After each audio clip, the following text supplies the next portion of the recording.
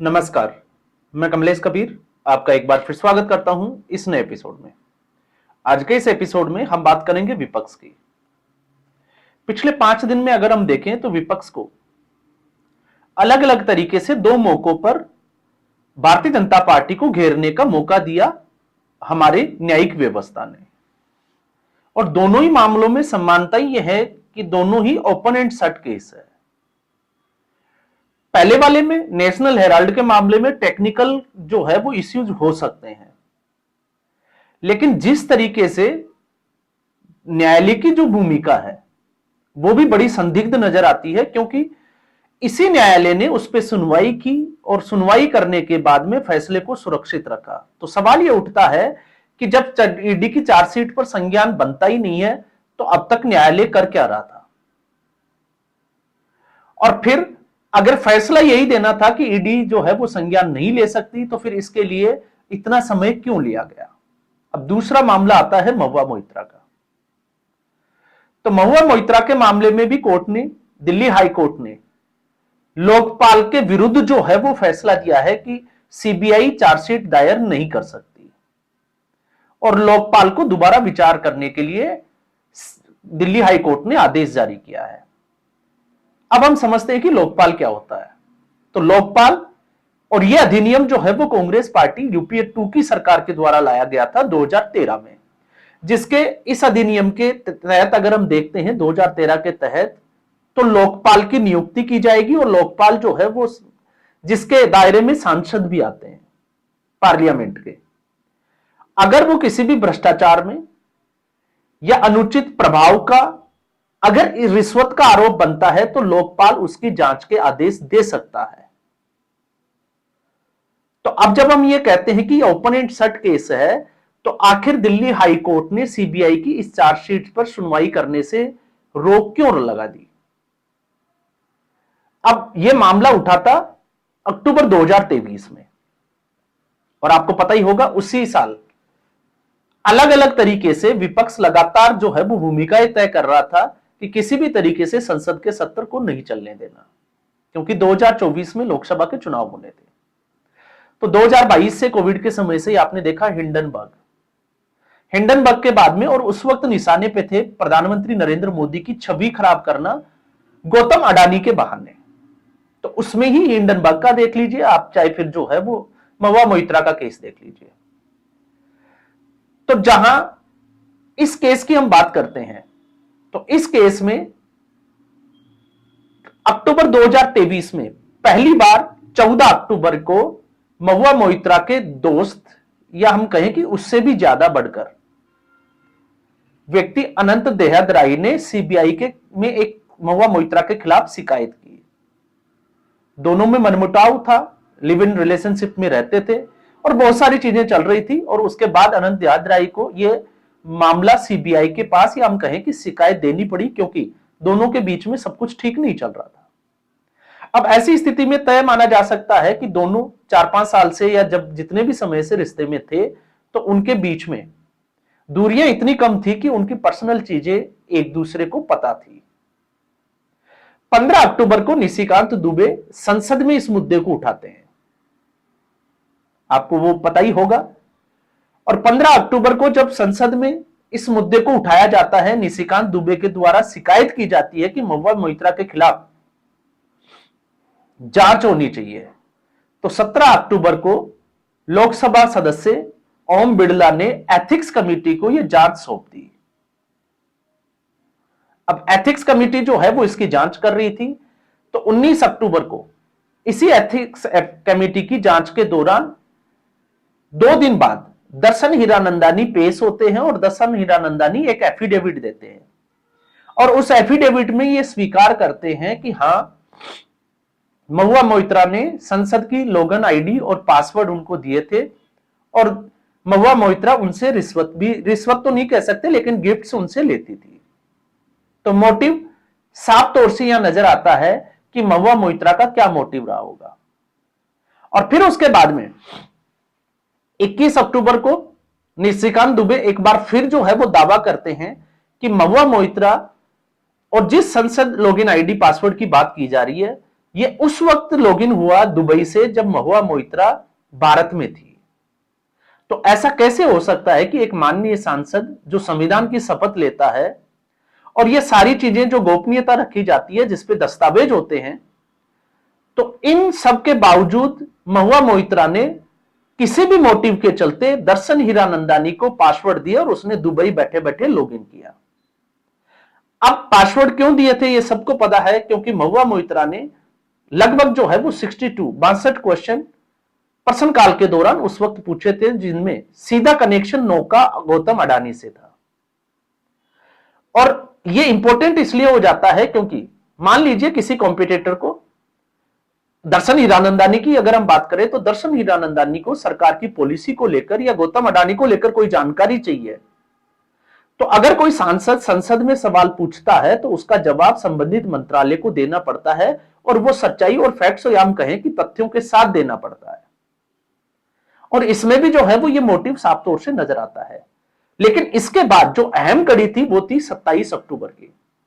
27 अक्टूबर 2023 को महुआ मोइत्रा एक टीवी के ऊपर इंटरव्यू देती है, मीडिया चैनल के ऊपर, और उस इंटरव्यू में ये बात स्वीकार करती है कि हां उन्होंने लॉगिन पासवर्ड जो है वो दिए थे और वो दर्शन हीरानंदानी को दिए थे, और उसके बाद में सारी चीजें जो है वो साफ हो जाती है, गिफ्ट भी लिए थे।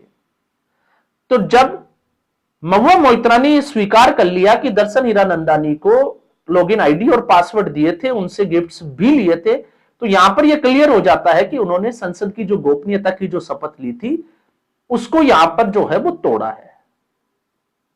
तो अब सवाल यह उठता है कि जब इस तरीके का मामला हो तो उसके ऊपर एक्शन क्यों नहीं होना चाहिए। तो अब हम एक्शन के ऊपर आ जाते हैं। तो 31 अक्टूबर को महुआ जो है वो एक, जिसको हम कहें कि एक गेम प्लान करती है, और उस वक्त ये बड़ा तगड़ा चला था कि एप्पल की तरफ से जो है वो अलर्ट आ रहे हैं कि आपका जो मोबाइल है, सेलफोन जो है वो हैक किया जा रहा है, और ये आरोप लगे थे भारतीय जनता पार्टी के ऊपर। उसके बाद में 9 नवंबर को एथिक्स कमेटी ने जो जांच की थी, उस जांच में पूरी की पूरी महुआ मोइत्रा के खिलाफ एक पूरी रिपोर्ट तैयार की, और इस एथिक्स कमेटी में 6 सदस्य थे और 6 सदस्यों ने इसकी सहमति भी दी थी। तो 30 जून 2024, लगभग 6 से 7 महीने बाद में सीबीआई को जांच के लिए एक विस्तृत रिपोर्ट जो है वो लोकपाल को सौंपी जाती है, और लोकपाल इसका आदेश जारी कर देता है। अब इसके बाद भी लोकपाल की अगर हम भूमिका की बात करते हैं तो जुलाई 2024 में महुआ मोइत्रा को अपना पक्ष रखने के लिए एक मौका दिया जाता है।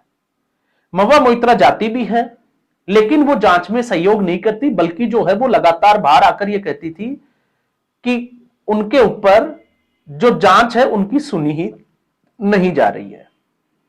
और ये जेपीसी की में तो आपने देखा ही था कि जब जब वक्फ बिल संशोधन अधिनियम को लेकर जेपीसी की मीटिंग हुई, तब तक क्या हुआ था और विपक्ष ने क्या किया था। घटना तो यहां तक हुई थी कि बोतल तक तोड़ दी गई थी। तो इस वक्त टीएमसी के सांसदों की अगर हम भूमिका की बात करते हैं तो कल्याण बनर्जी, आपको पता ही है राज्यसभा में जिस तरीके से स्पीकर हुआ करते थे जगदीप धनखड़, तो उनकी मिमिक्री करते थे। और इस वक्त आपने देखा कीर्ति आजाद जो सिगरेट पीते हुए दिखाई देते हैं संसद परिसर में, ई सिगरेट। तो ये इस वक्त जो है वो सांसदों का चाल चलन है। लेकिन महुआ मोइत्रा के ऊपर लोकसभा समिति जो है वो एक्शन लेती है और उनको लोकसभा सदस्य के पद से जो है वो फ्री कर देती है, संसद से आजाद कर देती है। और उस वक्त तक टीएमसी की ये सांसद थी कृष्णानगर सीट से, और इससे पहले अगर आप देखोगे तो उनका बिजनेस मॉड्यूल को जिसमें वो काम करके आई बाहर, वो सारा कुछ जो है वो एक तरफ इशारा करता है कि ये चल क्या रहा था। बावजूद इसके टीएमसी जो है वो लोकसभा में 2024 में वापस से कैंडिडेट बनाती है महुआ मोइत्रा को, और महुआ मोइत्रा जीतकर वापस पहुंच जाती है संसद में। अब सवाल ये उठता है कि क्या एक लोकपाल जो है वो इसकी जांच के आदेश नहीं दे सकता, जिस तरीके से महुआ मोइत्रा इस लोकपाल के इस आदेश के खिलाफ कोर्ट पहुंचती है।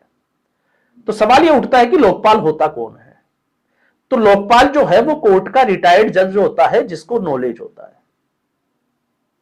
अब ऐसी सूरत में जो अध्यादेश पारित किया कांग्रेस पार्टी की सरकार ने 2013 में, उसी की पालना करते हुए लोकपाल जो है वो इसकी सुनवाई कर रहा था, इसकी जांच के आदेश दिए और उसके बाद में सीबीआई को एक क्लोजर रिपोर्ट तैयार करने के लिए बोला। और अब जब बारी थी न्यायिक व्यवस्था में कि इसको लाया जाए और महुआ मोइत्रा के खिलाफ मुकदमा चलाया जाए और उनको सजा दिलवाने का प्रयास करें। क्यों करें? क्योंकि उन्होंने संसद की जो नियमावली है उसका उल्लंघन किया है। अब ऐसी सूरत में जब कोर्ट इस तरीके के फैसले देता है, हालांकि खबर यह है कि सीबीआई जो है वो सुप्रीम कोर्ट में दिल्ली हाई कोर्ट के इस फैसले को चुनौती देगी, लेकिन फिर सवाल जो है वो ठीक वैसा ही आ जाता है नेशनल हेराल्ड केस जैसा कि सरकार किसी की भी हो, अभी भी जो सिस्टम है वो किसका है आपको पता ही चल गया होगा। इतने तथ्य सबूत और जिसने गलती की अगर उसने लाइव आकर इस बात को स्वीकार किया है तो फिर उसके बाद में जांच का कोई विषय रह नहीं जाता। और इसके बावजूद भी अगर न्यायिक व्यवस्था जो है वो इस तरीके के फैसले देती है तो फिर एक तरीके से जिसको हम कहें कि श्रृंखलाबद्ध तरीके से इन लोगों को बचाने का एक प्रयास है। तो इस वक्त तीन चीजों पे जो है वो नजर बनी हुई है इस देश की। नेशनल हेराल्ड, तो नेशनल हेराल्ड में 2013 से जो जांच शुरू हुई थी अब वो 2013 में आकर रुक गई, लगभग 12 साल के बाद में। उसका जो परिणाम निकला वो बिल्कुल जो है वो जीरो निकला। आगे क्या होगा हम उसमें नहीं जाना चाहते।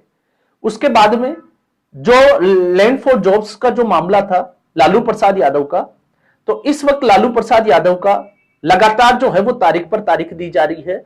उसमें भी एक तरीके से जो है वो चाहे वो ईडी हो, सीबीआई की गलती हो या न्यायिक व्यवस्था की, सब कुछ सामने है, सब कुछ जो है वो तथ्यों में रखा गया है। ओपन शट केस नजर आता है, लेकिन आपको पता ही है क्योंकि लालू प्रसाद यादव 6 अलग अलग केसों में चारा घोटाले के अलग अलग अदालतों से सजा याफ्ता है, लेकिन मेडिकल बेस के आधार पर वो पॉलिटिकल रैलियां करते हैं। और अब महुआ मोइत्रा जो खुले तौर पर केस फॉर जो है वो क्वेरी या हम कहें कि क्वेश्चन को लेकर पूरी तरीके से घिरी हुई है, तथ्य हैं, सबूत है, साक्ष्य है, लेकिन बावजूद इसके न्यायिक व्यवस्था को यह नजर नहीं आता है। लेकिन चूंकि कोर्ट का फैसला है तो सबको सर्वमान्य है। तो संसद ने जिसको गलत ठहराया, संसद ने जिसकी जांच की, संसद की कमेटी ने जो है वो उसके ऊपर जो है वो आरोप सिद्ध होने पे और जिसको हम कहें कि कार्रवाई करने की बात करनी हो, उस फैसले को पलट दिया जाता है सुप्रीम कोर्ट के या हम कहें कि दिल्ली हाई कोर्ट के द्वारा। तो ये भी अपने आप में जो है वो अजीबोगरीब तरीके से तर्क हो सकते हैं। तो अब जिस तरीके से नेशनल हेराल्ड को लेकर नरेंद्र मोदी को और भारतीय जनता पार्टी को घेरा जा रहा था, अब ठीक इसी तरीके से महुआ मोइत्रा का मामला भी जो है वो विपक्ष को एक और मौका दे रहा है।